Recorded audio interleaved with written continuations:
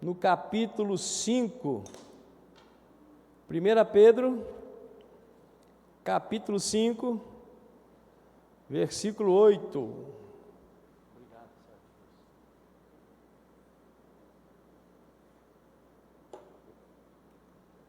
1 Pedro 5,8 está escrito: sede sensatos e vigilantes, o diabo, vosso inimigo, anda ao redor como um leão, rugindo e procurando a quem devorar.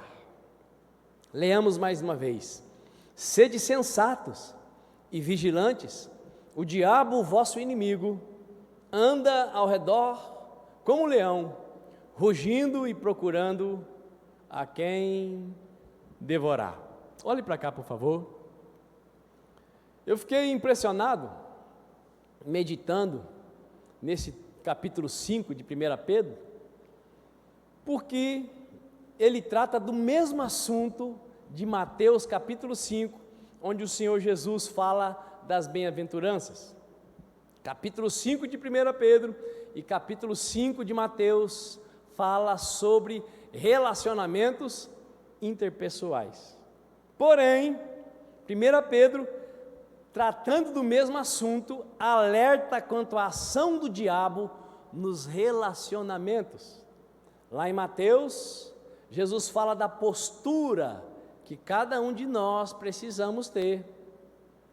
Jesus fala que verdadeiramente feliz será aquela pessoa mansa, será aquela pessoa pacificadora, a pobre de espírito. Então ele aponta para dentro do ser humano.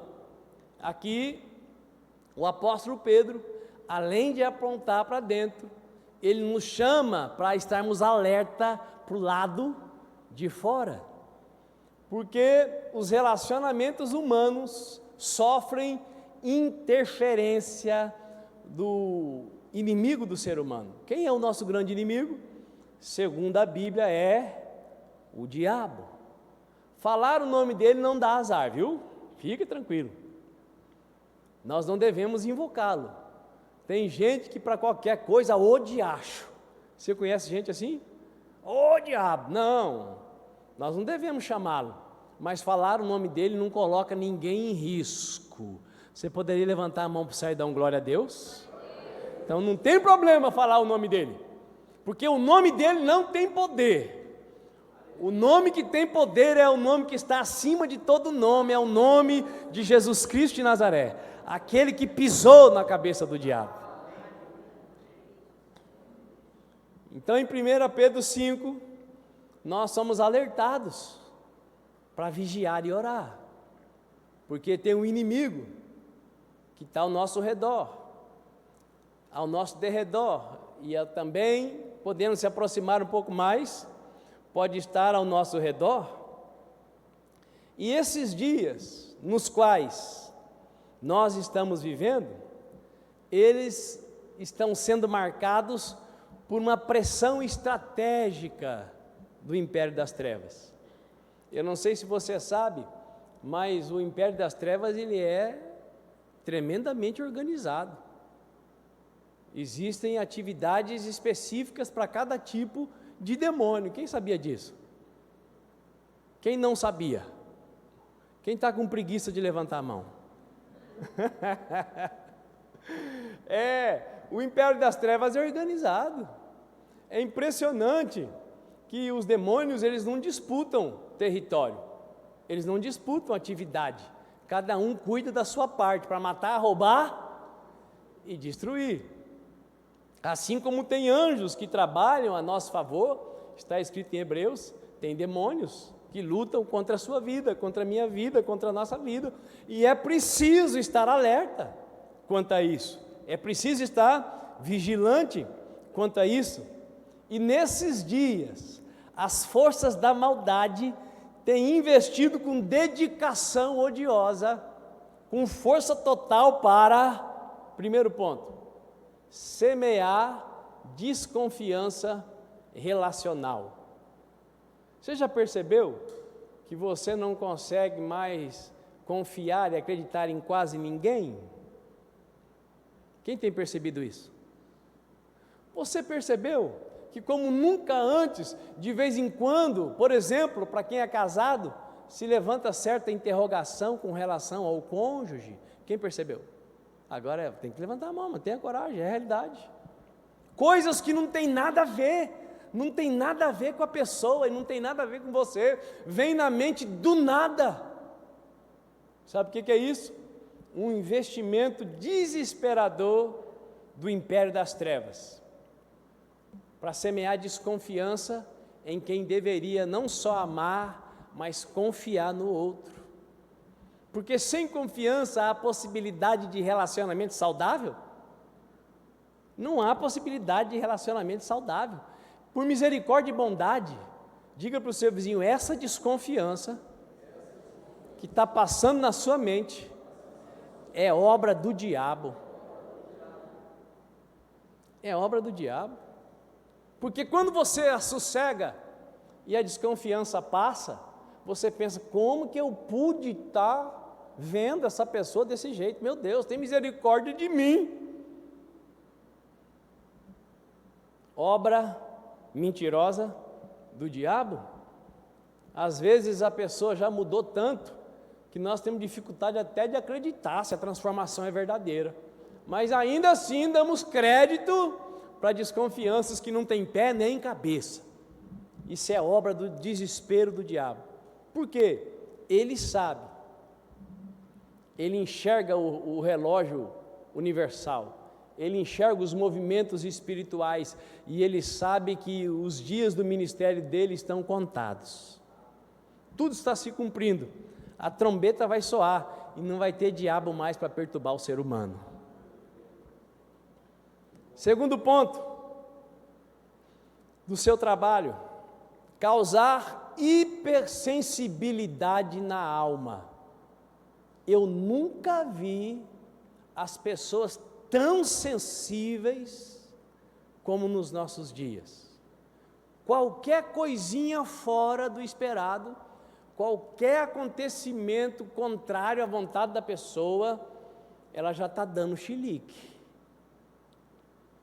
Isso eu não vou perguntar se você tem visto, senão você vai se denunciar.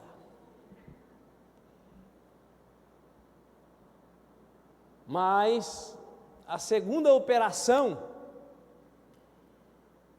contundente, específica e desesperadora do imperador das trevas e dos seus assessores é essa hipersensibilidade na alma, fazendo com que o desequilíbrio emocional gere situações conflituosas por questões mínimas.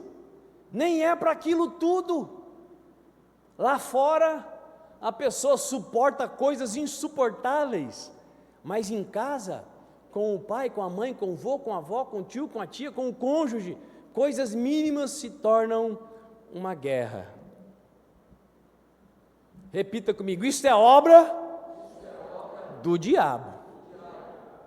Quem é que cai nisso? Quem não está alerta. Quem é que cai nisso? Quem não está vigiando. Estando alerta e vigiando, ainda assim às vezes nós podemos cair, mas quando você está alerta e vigilante, você cai e dá um jeito de se levantar. E se você derrubou alguém, você vai lá e ajuda a pessoa a levantar também. Terceiro ponto de investimento do mal contra a sua vida e a minha: indisposição por tudo que abençoa o outro. É impressionante que mesmo que você seja alguém que gosta de servir, de abençoar, quando a gente vai fazer qualquer coisa para alguém, vem na mente, será que vale a pena? Será que vale a pena? Essa pessoa não vai dizer nem obrigado? Será que vale a pena eu dar um trocado, eu dar um lanche para o sujeito que está na rua? Ele vai continuar na rua? Mas se ele vai continuar na rua, não é problema seu e nem meu. Mas dar uma comida para matar a fome do miserável agrada a Deus, sim ou não? Sim. Muita gente está nessa situação por decisão pessoal, porque quis viver assim. Mas ainda assim, a misericórdia de Deus se manifesta através da sua vida e da minha vida para com essas pessoas. Posso ouvir um amém? Então o Satanás está agindo, o diabo está agindo, para que o meu coração e o seu não queira abençoar ninguém, principalmente quem é realmente necessitado. Ao mesmo tempo é impressionante, como nunca antes, o ser humano, também os cristãos, estão inclinados mais para presentear, para abençoar, para honrar aquele que pode retribuir o presente, retribuir a honra, retribuir o favor. Quem concorda comigo? É uma realidade. E isso também é obra do diabo. Jesus disse que ele não veio para os sãos, ele veio para quem? Para os doentes. Então você e eu, nós deveríamos estar prontos para favorecer principalmente quem precisa. Outra ação contundente do inimigo, dificuldade extrema para prestar culto a Deus. Para você está sendo fácil sair de casa para vir congregar? Não. É impressionante como antigamente a gente convidava um vizinho, convidava um amigo, convidava um parente, e ele vinha nem que fosse para agradar a gente. E hoje você convida 1, 2, 10 vezes e o cidadão fala, um dia eu vou. Com quem já aconteceu isso? É isso aí. Você não pode desistir, porque essa obra é também uma obra do diabo. E aonde que você vê isso? Na sua própria vida. Eu pergunto para você, quando você sai da sua casa e vem para a casa de oração prestar culto a Deus, faz bem ou faz mal? Faz bem. Você pode até não cantar um hino que você queira mais, você pode até não ouvir o pregador que você estava esperando, mas algum benefício se manifesta sobre a nossa vida, sim ou não? Nunca antes foi tão difícil parar e estar a sós com Deus.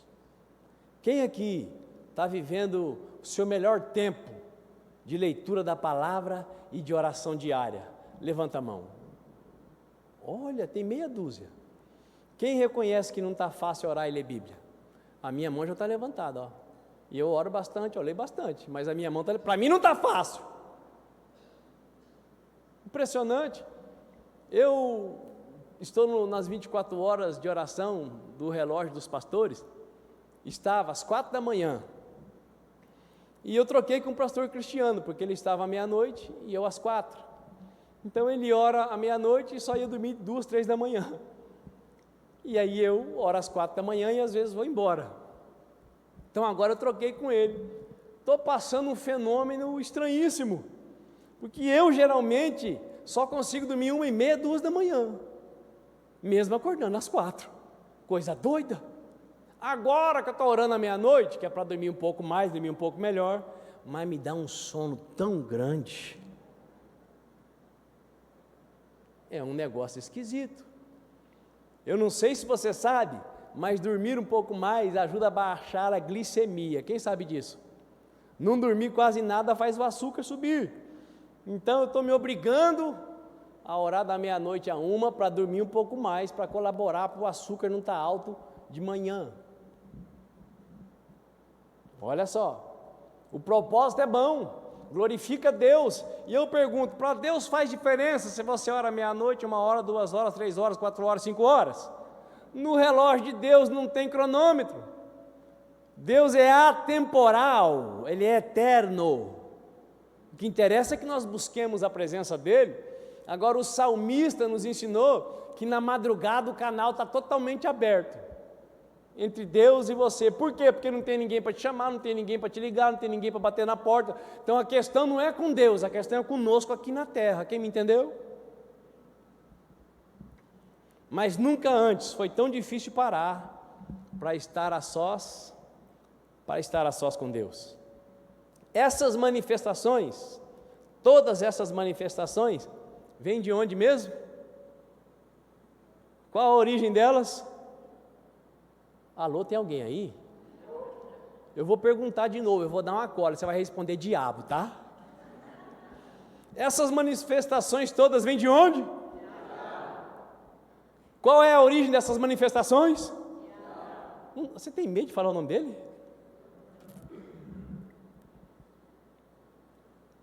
Então responda para mim, Qual o nome que você costuma chamar quando as lágrimas inundam seu olhar? Qual o nome que você grita com poder quando o inimigo ataca você?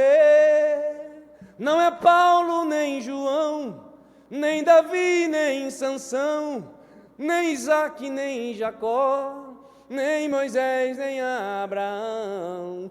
Não é não, canta comigo. O nome é Jesus. O nome é Jesus. O nome é. O nome é Jesus. O nome é Jesus. Não precisa ter medo do nome do cão. Você tem que ter o nome de Jesus no seu coração, na sua boca, nos seus lábios. Quando eu fui pastorear na favela Mão Divina, lá em Araçatuba, um dos primeiros cultos, meu vizinho, traficante de crack, conhecido como Hulk Negro,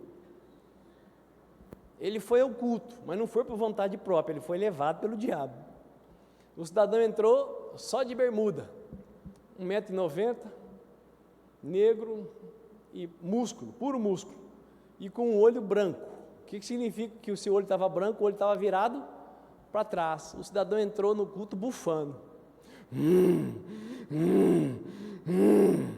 Primeira coisa que veio no meu coração, sabe o que foi? Muito medo. Muito medo. Eu pensei, do lado dele não dá para passar. Para o fundo não tem saída. E agora, se eu amarelar, a igreja que está começando vai acabar. Verdade. Quebrar o violão na cabeça dele não vai fazer nem cócega. Passou tudo isso pela minha cabeça. Então eu disse para ele, em nome do Senhor Jesus Cristo, cala a sua boca e senta. O sujeito sentou com tanta força no banco de madeira que fez plá! Ficou o culto todo com a cabeça baixa e sentado. E o povo que estava lá ficou assim. E eu falei, louvado seja o teu nome, Senhor. O Senhor opera também quando a gente está com muito medo. Então, qual o nome que você grita com poder quando o inimigo ataca você? Pronto. Essas manifestações vêm com certeza do inimigo. Nós podemos ter sono, nós podemos ter desentendimentos, mas nesses dias, de modo específico e contundente, o mal tem trabalhado para causar animosidade relacional.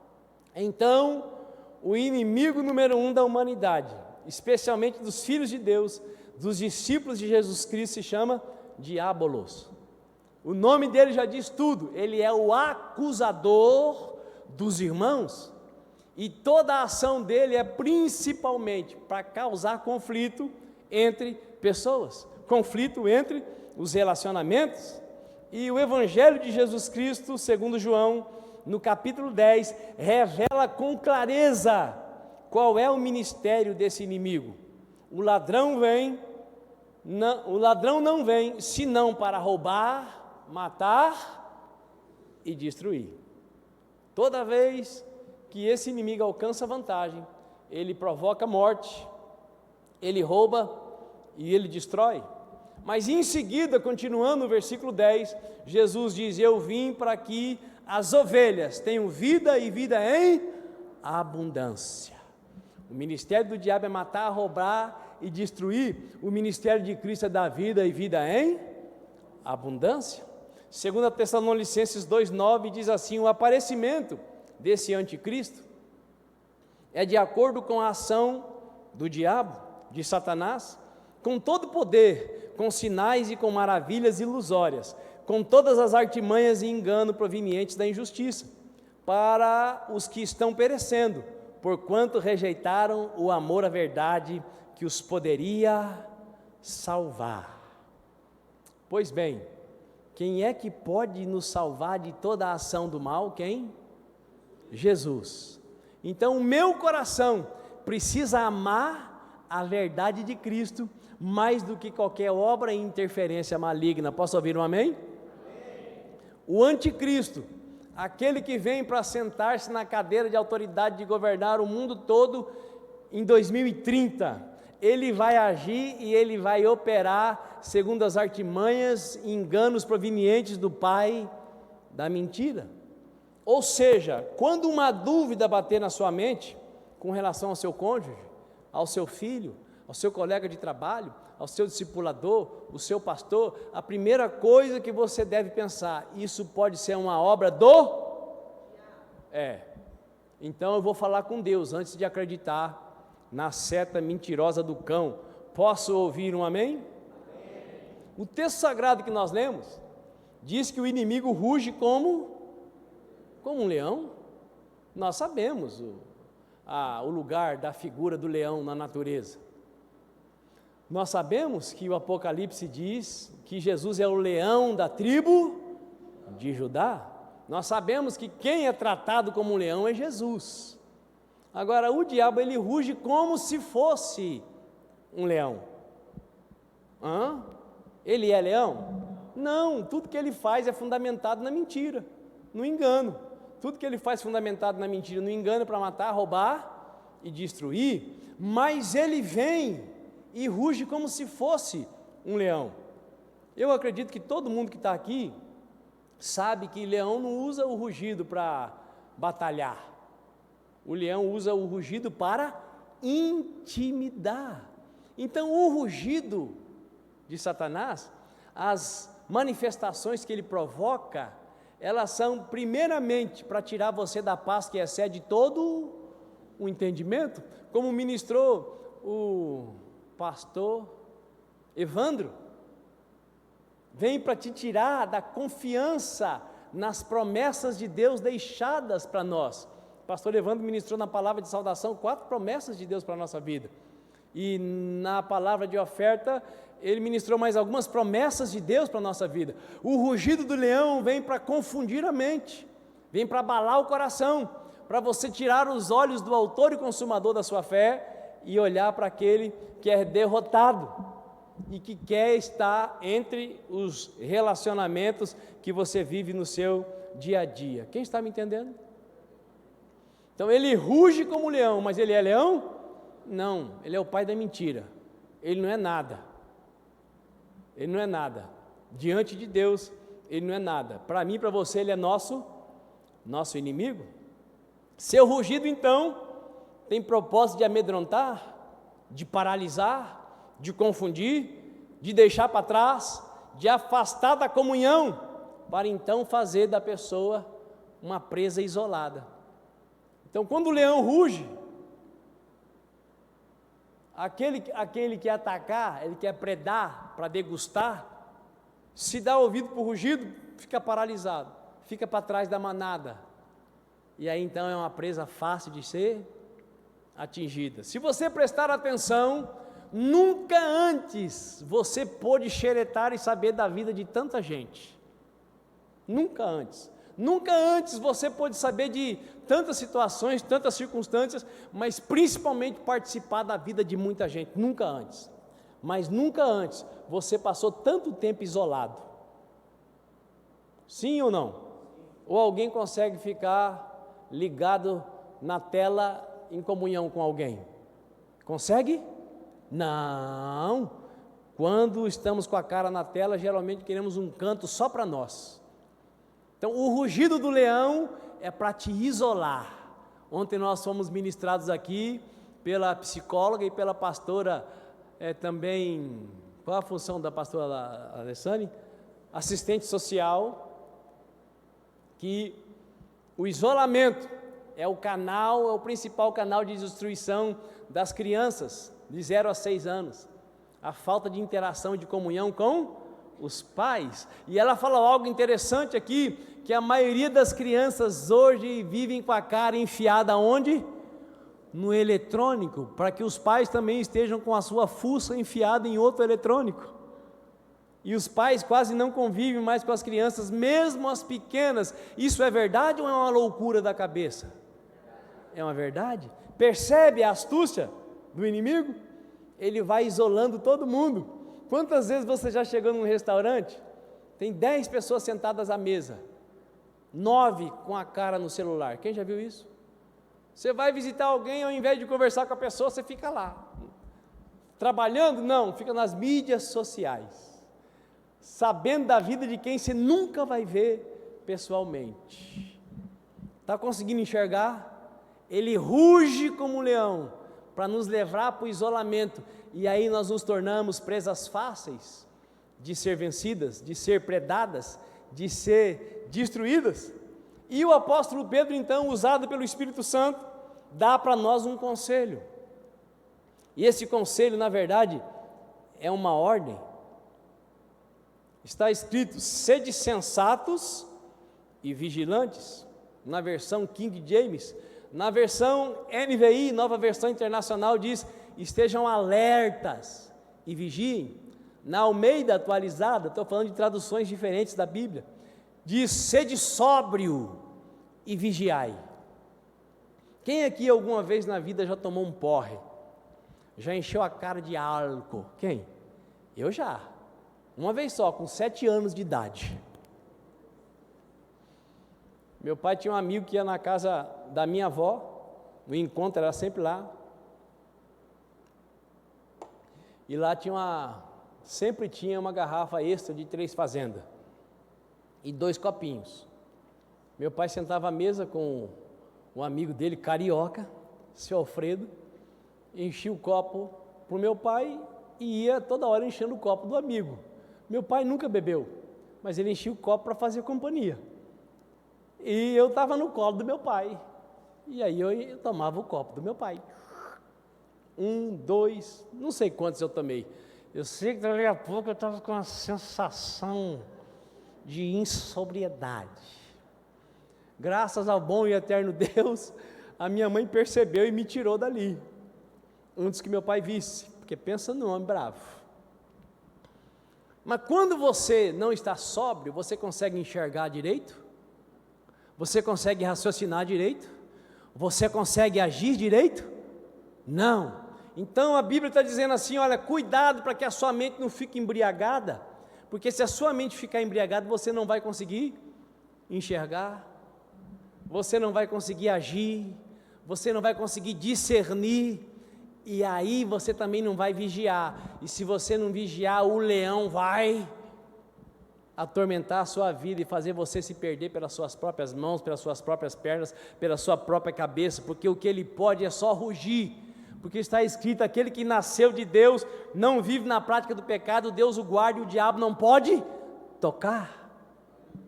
Você é guardado por Deus, eu sou guardado, nós somos guardados, mas o rugido dele, se eu não estiver alerta e vigilante, pode provocar confusão, paralisia, pode me levar a viver no medo, que a Bíblia diz que eu tenho poder para lançar fora, porque o perfeito amor lança fora todo medo. A vitória sobre o inimigo invisível requer de nós mente equalizada, mente atenta, ou seja, cabeça boa. Quem já ouviu essa expressão, cabeça boa? Às vezes a gente está de cabeça ruim. Hoje eu estou ruim, minha cabeça não está boa. Alguém já falou isso alguma vez na vida?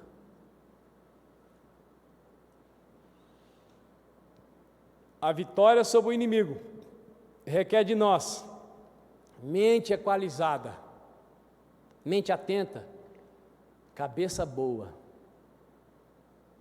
A vitória sobre o acusador dos irmãos requer de nós atenção vigilante. Ele veio para matar, para roubar e para destruir. Ele quer causar animosidade entre você e a pessoa que estiver mais próxima a você. Estado de alerta para enxergar os movimentos espirituais que influenciam relacionamentos naturais. Eu e você precisamos estar alertas para que ele não tenha vantagem sobre nós. Nos derrotar plenamente ele não pode, mas ele pode ter vantagem.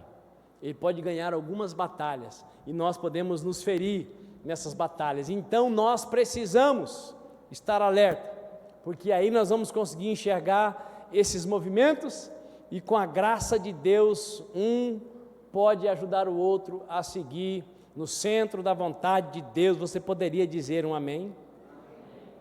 Mas apóstolo, como é que eu faço isso? Pois bem, é certo que nós necessitamos de uma estratégia bem definida para vencer o rugido do falso leão. Qual é a estratégia para vencer o rugido do falso leão? Evangelho de João, capítulo 17, abra aí, para você me acompanhar, fazendo um exercício de procura. João, capítulo 17, versículo 20. Uma parte da oração de Jesus. Está escrito assim, João 17, 20.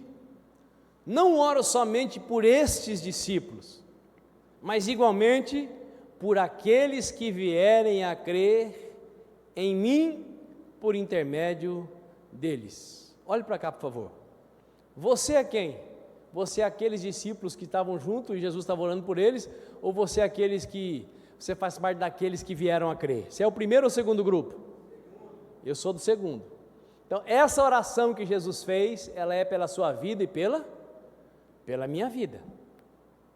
Olha só o que Jesus pediu: para que todos sejam um, Pai, como tu estás em mim e eu em ti, que eles também estejam em nós, para que o mundo creia que tu me enviastes. Olhe para cá, por favor.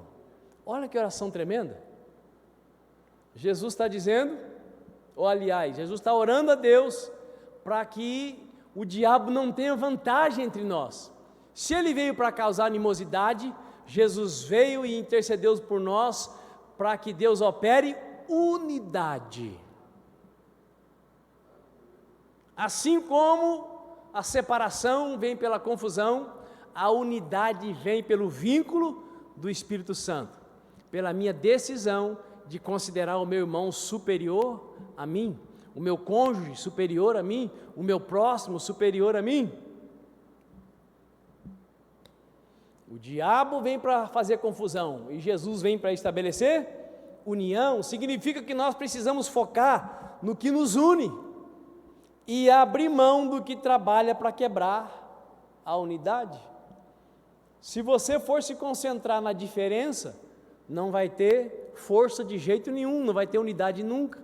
Mas se você se concentrar naquilo que nos une, o que é que nos une é o amor de Deus, o que é que nos une é o Espírito de Deus, o que é que nos une é o propósito de glorificar a Deus na terra. Você poderia levantar a mão para o céu e dar um glória a Deus? Porque, irmãos, nós fomos escolher uma televisão nas Casas Bahia, um vai querer 60 polegadas, o outro vai querer 48. Um vai querer com um controle tridimensional, o outro vai querer um controle convencional. Se nós formos depender de consenso geral, nós vamos viver em unidade, sim ou não? Não vamos.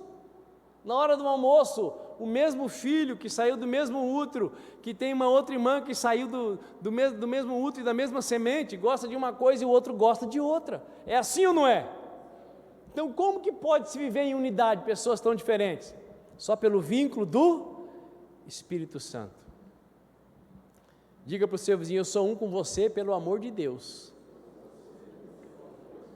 Pelo amor de Deus quer dizer através do amor de Deus. Se nós formos esperar, temos os mesmos gostos e as mesmas vontades, nós não viveremos em unidade nunca, e o inimigo vai ter vantagem plena sobre as nossas vidas. Então nós precisamos focar no que nos une e abrir mão do que trabalha para quebrar a unidade. O Espírito Santo de Deus nos une. Nossas opiniões e gostos pessoais nos separam, mas o Espírito de Deus nos une. Nossas opiniões e gostos pessoais nos separam, mas o Espírito de Deus nos une. Unidade só acontece debaixo de sacrifício do ego.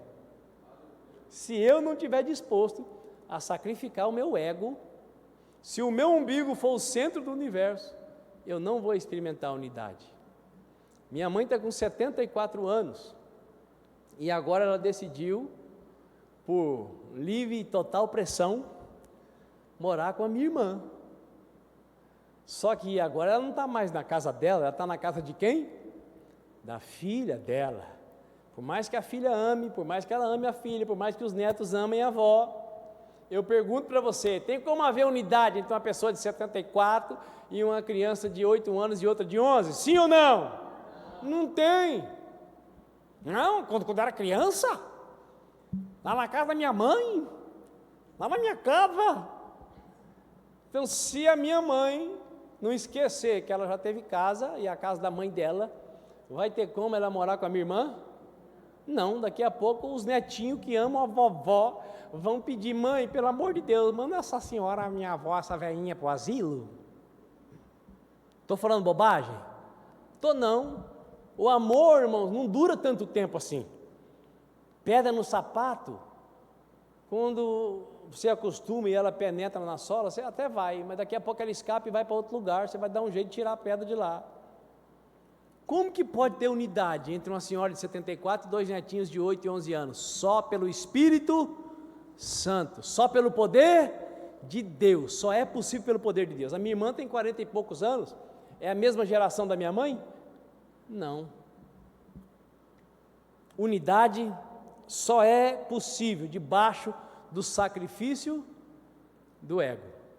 Quando eu decido negar o meu eu pelo poder do meu Deus, quando eu decido sacrificar a minha vontade própria para viver a vontade de Deus. A pessoa se casa e quer que o outro se torne a expressão exata de tudo que ela quer. Esse casamento vai continuar? Não vai. Se não abre mão do ego, o casamento acaba. E pode ser casamento de gente crente. Acaba. Unidade só pelo poder de Deus. Porque é só pelo poder de Deus que eu e você conseguimos abrir mão do nosso ego. Concluindo, estou falando de estratégia bem definida. Primeiro ponto, ser um. Primeiro ponto, para vencer o diabo, qual que é a estratégia? Ser um. Para eu ser um com você, nós precisamos nos concentrar com o Deus, no Deus que mora dentro de nós. Segundo ponto, Hebreus 10, 25. Não abandonemos a tradição de nos reunirmos como igreja, segundo o procedimento de alguns, mas pelo contrário, motivemos-nos uns aos outros, quanto mais vedes que o dia do fim está se aproximando. Como que eu venço o diabo? Congregando.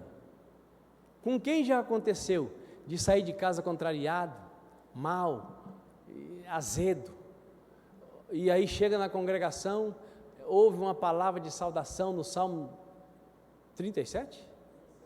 27, e a alma já começa a aliviar.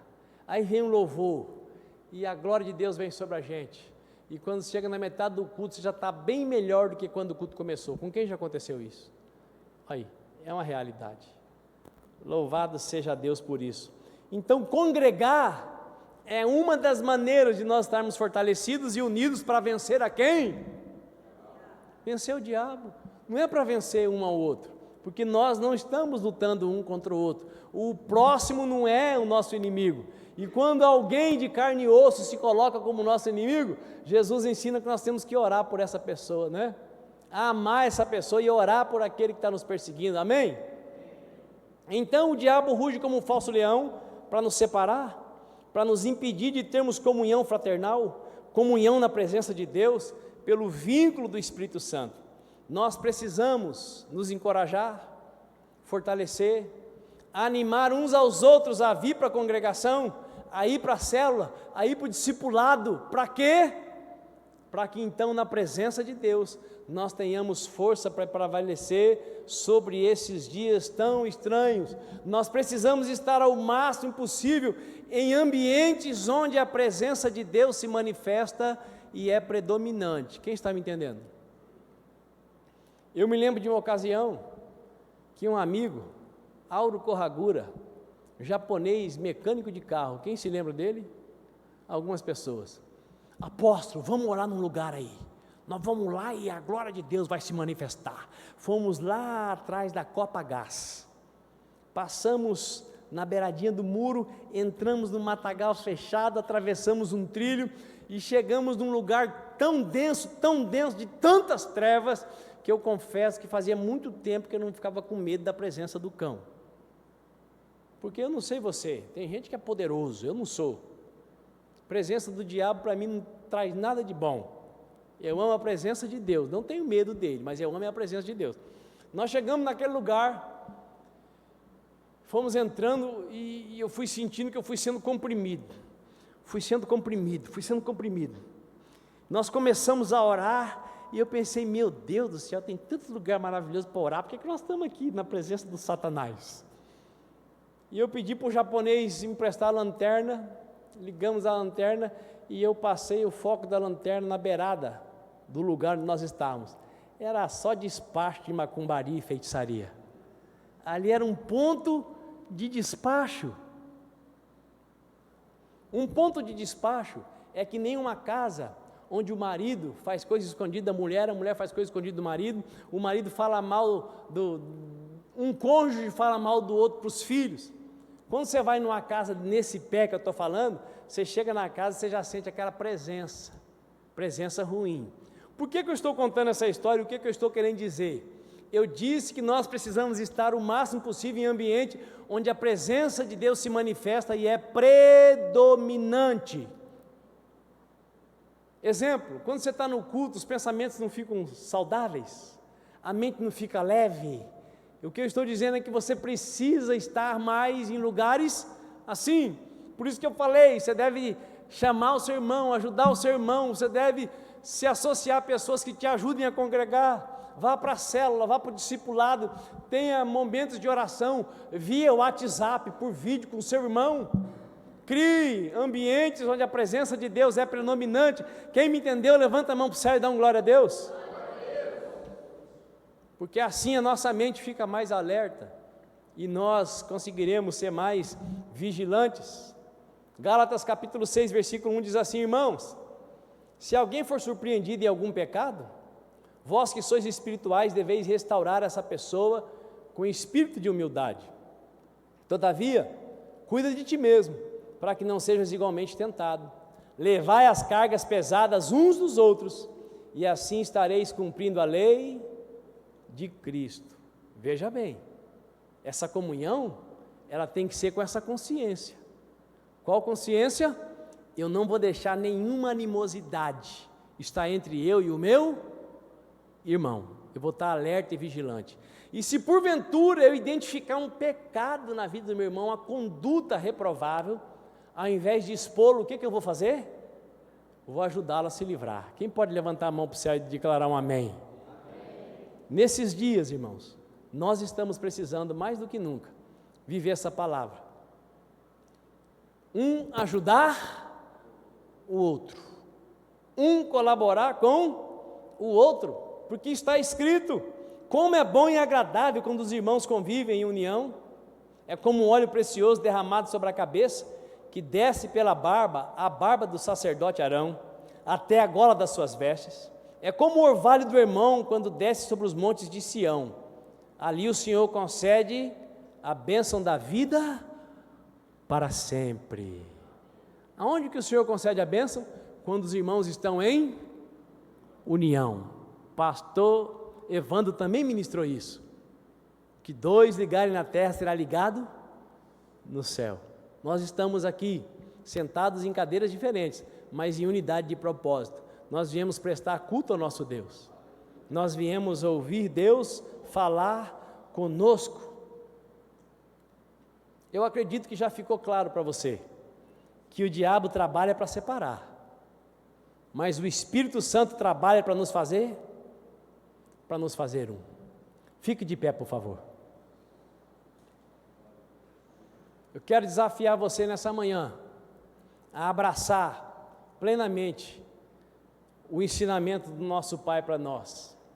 Um ensinamento que permitirá que o Espírito Santo nos ajude a estarmos alertas e vigilantes, com a consciência de que o nosso único inimigo, quem é? É o diabo. Nós não lutamos uns contra os outros. Ah, é verdade, tem irmãos que eu não considero inimigo, mas eu não sento nem para comer com ele é um falso irmão. Mas essa é uma outra mensagem. Mas o único inimigo que você e eu temos é o diabo.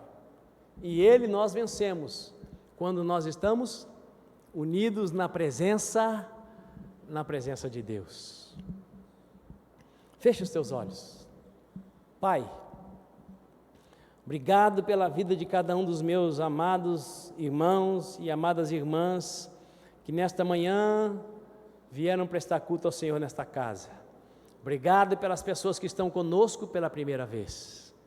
Poderoso Deus, em nome do Senhor Jesus Cristo, que o Senhor libere sobre as nossas vidas nesta hora uma oxigenação mental, que os nossos neurônios sejam oxigenados, que a nossa mente seja aliviada, que o Senhor nos conceda a graça da vigilância, que o Senhor nos conceda a graça de estarmos alertas, que o Senhor nos conceda a capacidade de dizer não para o nosso ego, para que a voz do derrotado não tenha vantagem sobre as nossas vidas. Deus Todo-Poderoso, em nome do Senhor Jesus Cristo, derrama o Teu amor sobre nós nesta hora, pelo Teu Espírito Santo, para que nós tenhamos olhos de bondade e misericórdia para com os nossos irmãos, a fim de que através dessa bondade, dessa misericórdia, desse olhar, que é o mesmo que o Senhor tem para conosco, nós identifiquemos as astúcias e as ciladas do inimigo.